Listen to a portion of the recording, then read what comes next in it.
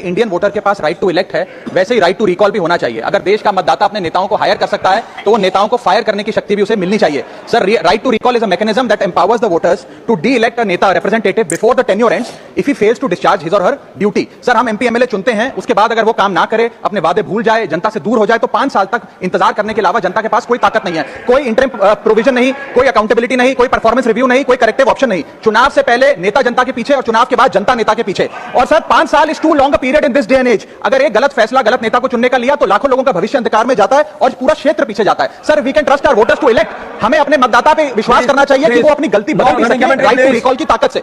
Sir, let me clarify that right to recall is not a weapon against politicians, it is an insurance policy for democracy. और भारत के संविधान में जब आप राष्ट्रपति को इंपीच कर सकते हैं टेन्योर के दौरान, उपराष्ट्रपति को हटाने का प्रावधान है, जजों को इंपीच करने के लिए प्रोसेस लेट डाउन है, यहां तक कि रूलिंग गवर्नमेंट के खिलाफ नो कॉन्फिडेंस मोशन लाकर आप सरकार बर्खास्त कर सकते हैं। तो एमपी एमएलए अगर आपका नॉन परफॉर्मिंग है तो उसको हटाने के लिए क्यों नहीं राइट टू रिकॉल मतदाता को देना चाहिए। दुनिया की 24 से ज्यादा डेमोक्रेसीज में राइट टू रिकॉल का मैकेनिज्म लागू है, जिसमें यूएस, कनाडा, स्विट्जरलैंड जैसे देश है। मैं आपको उदाहरण देता हूं सर, कैलिफोर्निया में एक गवर्नर क्रिस डेविस नाम के नेता 2002 में चुने गए। उनके कार्यकाल में मैसिव पावर कट हुए, एनर्जी क्राइसिस हुआ, बजट की मिसमैनेजमेंट और गन शूटिंग की वारदातें हुई। उसके चलते 1.3 मिलियन कंस्टिट्यूएंट्स ने एक पिटीशन साइन करके दी कि इन्हें रिकॉल किया जाए। वहां के चुनाव आयोग ने रिकॉल वोट कराया 7 अक्टूबर 2003 को और 55% मतदाताओं ने वोट किया कि इस नेता को बर्खास्त किया जाए। क्रिस ग्रे डेविस को हटाया गया और आर्नल्ड श्वार्ज़नेगर को वहां पे गवर्नर बनाया गया। सर, मैं बता दूं कि हिंदुस्तान में भी इसका प्रेसिडेंट है। कर्नाटक, मध्य प्रदेश, महाराष्ट्र और राजस्थान में रिकॉल मैकेनिज्म ग्राम पंचायत के स्तर पर लागू है और ग्राम सभा के लोग मतदाता वोट करके उन्हें वापस बुला सकते हैं। सर, लेकिन इसका मिसयूज ना हो इसलिए हमें सेफगार्ड्स भी बनाने पड़ेंगे। एक थ्रेशोल्ड रखना चाहिए कि 35 से 40% मतदाता अगर साइन कर दे तभी राइट टू रिकॉल वोट करवाया जाए।